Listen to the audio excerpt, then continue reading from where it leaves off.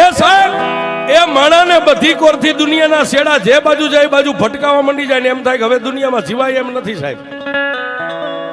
હવે મરી જાઓ. માણસ દુનિયાથી થાકી જાય ને સાહેબ ત્યારે માણસ છેલ્લે એકવાર મોતને બધ ભરવાનું નક્કી કરી લે કે હવે મરી જાવ, દુનિયામાં જીવવું નથી સાહેબ. રાજકોટની અંદર આજની તારીખમાં બેઠી છે સાહેબ મેલડી. અને રાજુભાઈ મેલડીની વાત આ દુનિયાની મારી પાસે રિલે કરી. હું કાંઈ કરતો નથી એવું મેં કોઈ પાવર નથી રાખ્યો, પણ સાહેબ આ જીભાનમાં જે મેલડી બોલાવે છે એ બોલું છું સાહેબ. આજની તારીખમાં રાજકોટ પારેવડી ચોક ફૂટપાળી ઉપર નાની એવી દેરી હતી, પણ એ મેલડીની વાત આ ગુજરાત દેશ વિદેશમાં રિલે થઈ સાહેબ. આજે મંગળવાર ને રવિવાર માણાનો મેળો ભરાય છે સાહેબ. હિન્દુના ઘરે તો મેલડી બેઠી છે, પણ માણા એમ વિચારીને જાય છે કે ઇકબાલની મેલડી કેવી સાહેબ, હાલો એકવાર એને જોવી છે. આજ રાજકોટની માલિપા મેળો ભરાય સાહેબ, રવિવાર ને મંગળવાર. જેની માથે એ લેણું દેણું ને કરજ એટલું બધું વધી ગયું સાહેબ. છેલ્લે પૈસા વાળા એને વોર્નિંગ આપી દીધી, ઇકબાલ એ છેલ્લા મહિનાની માલિપા પૈસા ન આવ્યા એટલે આ દુનિયાની માલિપા તું નથી, આ નક્કી કરી રાખજો. હવે આ છેલ્લો મહિનો, આ મહિનાની માલિપા અમે જે 5 હાથ તારા પૈસાના લેણિયા છે, આ 1 મહિનાની માલિપા અમારા હાથેના પૈસા ભરપાઈ ન કર્યા તો 1 મહિનો વીતે એટલે આવતી 1 તારીખ પછીનો દિવસ તને દુનિયામાં જોવા નહીં દઈ છે. જાતનો મોમેડિયન મુસલમાન સાહેબ 5 વાર ખુદાની નમાજ પડે, ખુદાનો બંદો છે, પણ માણાને દુનિયામાં કીધું છે સાહેબ ગરજને કોઈ દી અકલ ન હોય. ગરજ માણાની હોય ને, ગરજને અકલ ન હોય. એ હાથ માણાની વચ્ચેથી નીકળવા માટે ઇકબાલે 2 હાથ જોડીને રાજુભાઈ એટલું કીધું, ભાઈ 1 મહિનાની મને મુદત આપી છે ને, 1 મહિનાની માલિપા હું મારી જાત વેચીને તમને પૈસા ભરી દઈશ. 1 મહિનાની માલિપા તમારા પૈસા તમને ભરપાઈ કરી દઈશ. પણ કાયમ કહી છે સાહેબ, કોઈ નો કરે એવું મેલડી કરે ને કોઈ નો આપે એવું મેલડી આપે છે.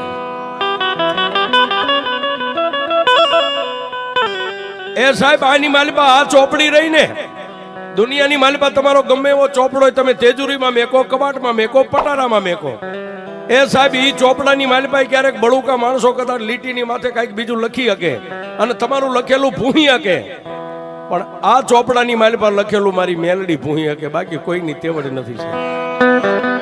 એ આ ચોપડો રહ્યો ને, આ નાનો એવો પોણી વેચનો ચોપડો, આની માલિપા જે વિધાતા એ અક્ષર માંડ્યા હોય ને એની માલિપા મારી મેલડીની કલમ જ હાલે, બાકી કોઈની નો હાલે સાહેબ.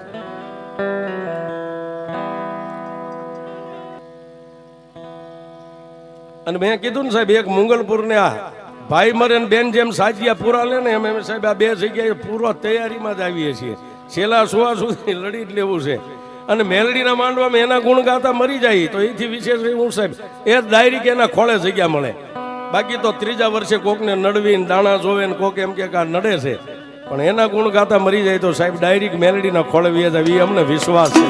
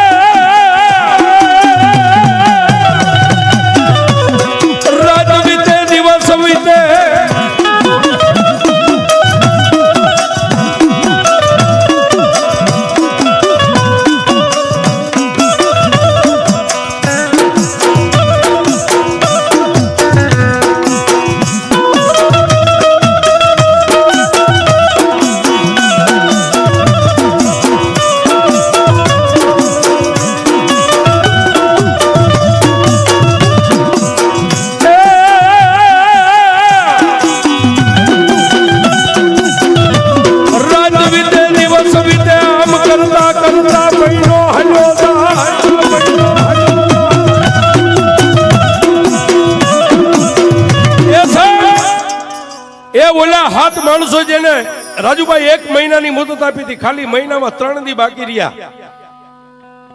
3 દી બાકી રહ્યા સાહેબ. આવી મેઘલી અંધારી રાત છે, બાજુમાં પોતાના 2 દીકરો ને દીકરી 2 ભૂલકા હોતા છે, પોતાની ગરીબ પત્ની મોમેડિયન ની દીકરી હોતી છે.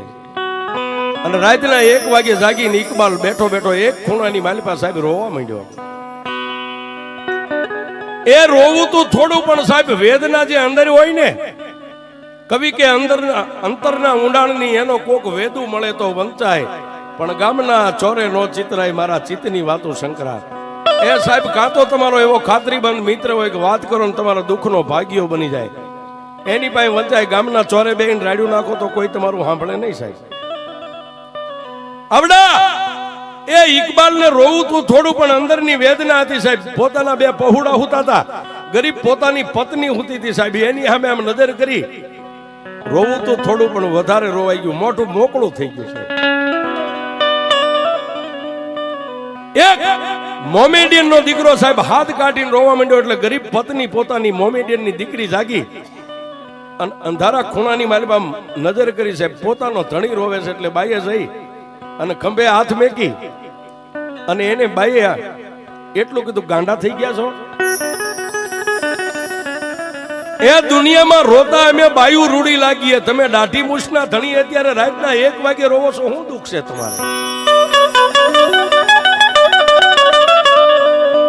સાહેબ એ ત્યારે ઇકબાલે કીધું, જો કદાચ તું ખાનદાન ખોયડાની દીકરી હોય ને, આજ 20-20 વર્ષના વાણા વાઈ ગયા, આપણે જે નિકા પડ્યા છે, પણ ખાનદાન ખોયડાની દીકરી હોય ને, તો હું તને એટલું કહું છું, કદાચ મારી હાજરી હશે અને મારી હાજરી ન હોય ને, તો મારા ભોળા નાના નાના પંખીડાને મેકીને તું ક્યાંય જાતી નહીં. બસ હું તને આટલું કહું, બીજું કાંઈ તને કહેવું નથી.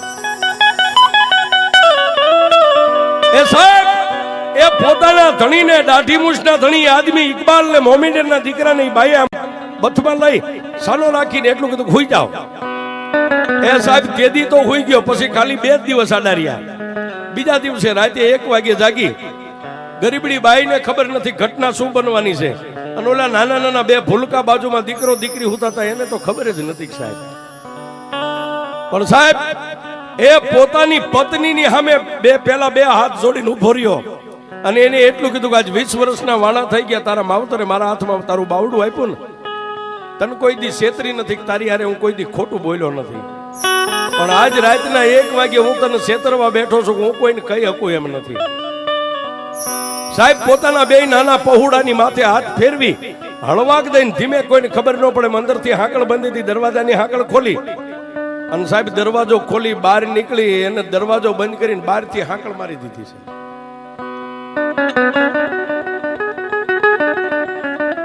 બહારથી હાકળ મારી નાની એવી ગલ્લી હતી, ગલ્લીની માલપાથી બહાર પારેવડી ચોકની માલપા જઈ અને પહેલા તો સાહેબ આજની તારીખમાં રાજકોટ જાવ તો પારેવડી ચોકની માલપા 3 રસ્તા પડે છે, હાઈવે માર્ગ. એ 3 રોડની માથે પહેલા નજર કરી કે મારા લેણિયા કોઈ આજુબાજુમાં ક્યાંય ઊભા નથી, રાતનો 1 વાગેલો છે. શરીર પોતાનું આખું આમ ધ્રુજે, કોઈ ભાળી જાય છે તો મને મારી નાખશે, કોઈ ભાળી જાય છે તો મને મારશે, પણ સાહેબ કોઈને ખબર ન પડે. પારેવડી ચોકની માલપાથી પછી ફૂટપાળીની માથે આમ ચડ્યો, ક્યાં જાઓ, મને મોત મળે, મારો આત્મો દુખી ન થાય, જલ્દી મને મોત મળી જાય, આવી કોઈ જગ્યા. અને સાહેબ ઇકબાલને મગજની માલપા એક આવ્યું કે અત્યારે હાજી ડેમ ભર્યો છે, પાણીથી સલોસલ ભર્યો છે, હાજી ડેમની માલપા પડીને મારા દેહનો ત્યાગ કરી દઉં. અને ફૂટપાળીની માથે આમ નીકળ્યો સાહેબ, પણ ફૂટપાળીની માથે નીકળ્યો, 1.3 ફૂટની મારી હિન્દુની મેલડીની દેરી સાહેબ, માલપા એક નાનો એવો ફોટો, એક હવાક વેંતનું 3 પાંખાળું લોખંડનું ત્રિશૂળ, જેની માથે એક સિંદૂરનો ચાંદલો છે. સાહેબ ત્યાંથી મોમેડિયનનો દીકરો આમ નીકળ્યો અને મેલડીની દેરીને જોઈને સાહેબ, પણ એના નસીબમાં મારી મેલડી લખાણેલી છે સાહેબ. એ આ બધું જે મળે છે ને સાહેબ, આ બોટાદમાં અત્યારે રાજુભાઈ થાય એમ આના પૂરો ભવની કમાણી હોય સાહેબ. બાકી આપણે બધા મેલડી વાળા જ છે, મેલડીને કોણ નથી માનતું સાહેબ, બધાય દીવાન બત્તીને ધૂપને કરીએ છીએ, પણ આ સાહેબ એમનામ કોઈના હાથમાંથી ઝૂંટવી નથી લેવાતું. આ તમારા પૂરો ભવની કમાણી હોય સાહેબ. અને કાં તો કોઈ તમને એવો ગુરુ મળ્યો ને એનો તમને પંજો લાગી ગયો છે. એ આ 2 જ વસ્તુનું હું માનું છું સાહેબ. કાં તો પૂરો ભવની કમાણી એની માલી પર લખેલો ચોપડામાં પડ્યું હોય તો આવી દેવીઓ મળે, ને કાં તો કોઈ એવા સિદ્ધ પુરુષનો પંજો તમારા વાહામાં લાગી ગયો છે. એ દુનિયામાં કોઈ દેવબડા નથી, તમારા હાકીન બડા. કોઈ તમને પૂછે કે દેવબડા કે હાકીન બડા, તો સાચી ઠોકીને કહી દેજો કે દુનિયામાં કોઈ દેવ મોટી જ નથી, મારું હાકીન મોટું છે સાહેબ. હું કામ કહી છે કે તમારું હાકીન હોય ને, આ કોમન પ્લોટ છે એની મારી પાસે એક સિંદૂર વાળો પાણો કરીને બેર દેજો ને 12 મહિના હનુમાન હનુમાન કરજો સાહેબ. 13મા મહિને જો હનુમાન જવાબ ન દે તો મારો ધંધો બંધ કરી દઈશ. આ સાહેબ પણ 12 મહિના તમારે એને હનુમાન હનુમાન હનુમાન હનુમાન રાતદી કરવો પડે. એટલે 13મા મહિને ઉભો થાય કે બોલ બાપુ હનુમાન છો. એક પાણો જો જવાબ દેતો હોય તો સાહેબ આપણા વડવા એની પાસે મરી ગયા છે માથા પટકીને. ઈ જવાબ ન દે ને એ કાં તો તમારો વડવો દુબળો ને કાં તો તમારો વિશ્વાસ દુબળો હોય છે. એ આ બે વાત ખાસ રાખજો. કાં તો આપણા વડવા દુબળા હોય અને કાં તો અત્યારે આપણે ભક્તિ કરીએ ને સાહેબ આપણા બોલવામાં આપણા નાભીના અવાજમાં ફેર હોય. બાકી દેવ જવાબ આપે સાહેબ.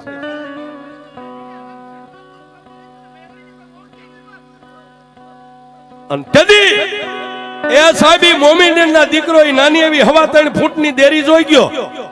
એ પગની માલપા ફાટલ તૂટલ પહેરેલા ચંપલા એક બાજુ કાઢી બે બાયું ચડાવી હતી. બાયું આમ ઉતારી અને ભીષણ પર થઈ અને મેલડી પાસે માથું નમાવીને પહેલા તો એક ઈ શબ્દ બોલ્યો કે માં હું મોમેડિયન નો દીકરો છું. 5 વાર હું મારા ખુદાનો બંદો છું. ખુદાના નમાજ 5 ટાઈમ નમાજી છું.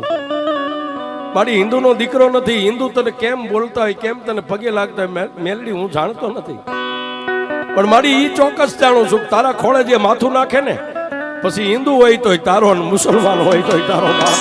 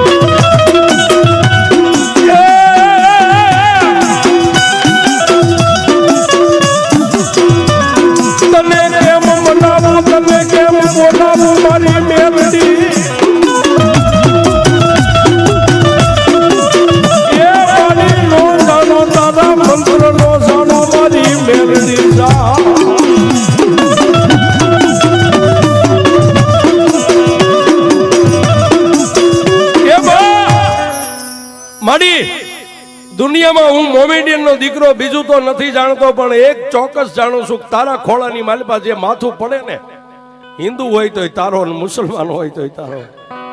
મારી એક તારો દીકરો થઈ અને તારી પાસે કાંઈ માગવા નથી આવ્યો. મારી માથે લેણું છે ને હું કદાચ મોતને બથ ભરવા જાઉં છું. એ મેલડી તારી પાસે હીરા જવેરાત પૈસા કાંઈ માગવા નથી આવ્યો. પણ મારી 3 વાર માથું ટેકાવી અને તને એક ભલામણ કરવા આવ્યો છું. જાતનો મુસલમાન છું પણ મારી એક તને ભલામણ કરું છું કે હું તો અહીંથી હાલતો થાય છે એટલે હમણાં અડધી પોણી કલાકની માલિપા હાજી ડેમની માલિપા પડી અને મારા દેહને કાઢી નાખીશ. આ ખોળિયાની માલિપાથી પ્રાણ વિયો જાય. પણ મારી મેલડી તને એક ભલામણ કરું છું કે જેને અત્યારે રાતે હું નોધારા મેકીને જે ઘરની માલિપા પૂરીને જાઉં છું ને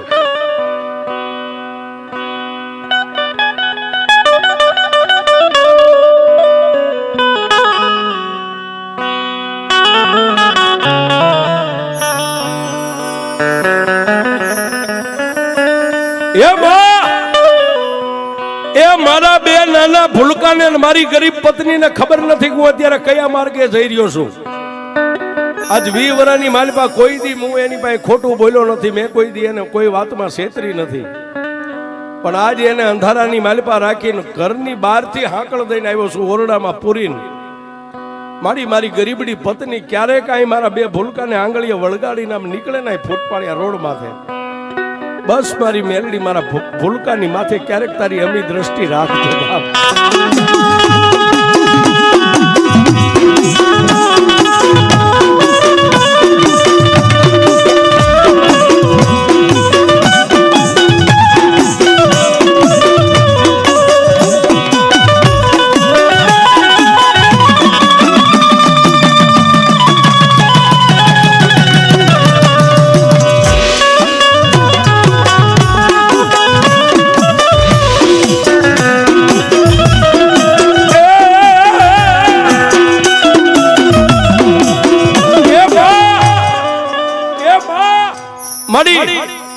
ક્યારેક મારા પાંખું વગરના પંખીડા પગની માલિપા પગરખા મારા જણ્યાને હશે નહીં હોય અને મારી ગરીબડી પત્ની ક્યારેક આ રોડની માથે મારા બાળકોને લઈને નીકળે ને, બસ મારી મેલડી એની માથે તારી અમી દ્રષ્ટિ રાખજે. હું તને આટલી ભલામણ કરવા આવ્યો છું, બાકી તારી પાસે કઈ માગવા નથી આવ્યો.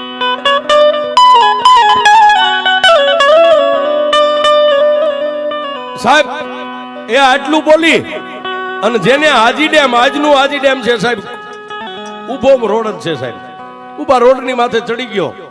પણ પાણી નીકળવાનું આપણી ભાષામાં એને પાણીનો ઓગાન કહી, એની માથે રાતના 3 વાગ્યે ચડ્યો સાહેબ.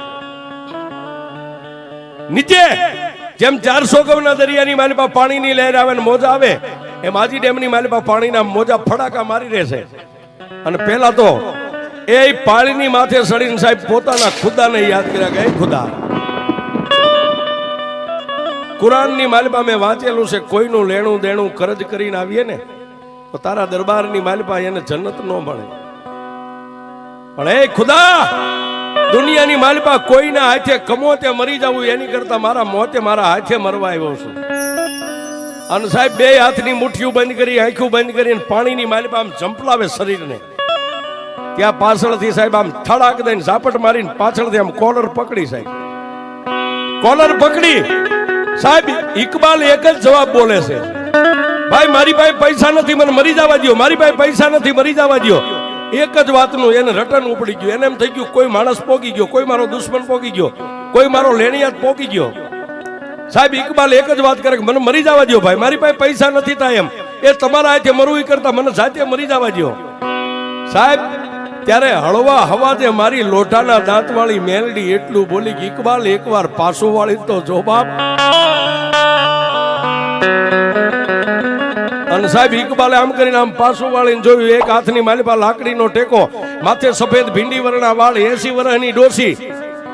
એ ઇકબાલને આમ હેઠો ઉતારી માથે હાથ મેકીને એટલું કીધું, ઇકબાલ મને ઓળખેસ બાપ? ઇકબાલે કીધું કે મારી મેં મારી જિંદગીની માલિપા આ ડોસીના રૂપે મેં તમને પહેલા વહેલા જોયો, કોણ છો માં? તેદી મારી લોઠાના દાંત વાળી મેલડી એટલું બોલી કે ઇકબાલ, દુનિયાની માલિપા તું ખોળામાં માથું નાખીને એટલું બોલ્યો તો ને કે હિન્દુ હોય તોય તારો, મુસલમાન હોય તોય તારો. ઇકબાલ મરતા પહેલા હિન્દુ હોય તોય ભલે ને મુસલમાન હોય તોય ભલે, મરતા પહેલા એકવાર જો મારી મેલડી સામે એમ 4 નજર કરી લે અને એને કમોતે મરવા દઉં તો હું મેલ નહીં મરવા દઉં.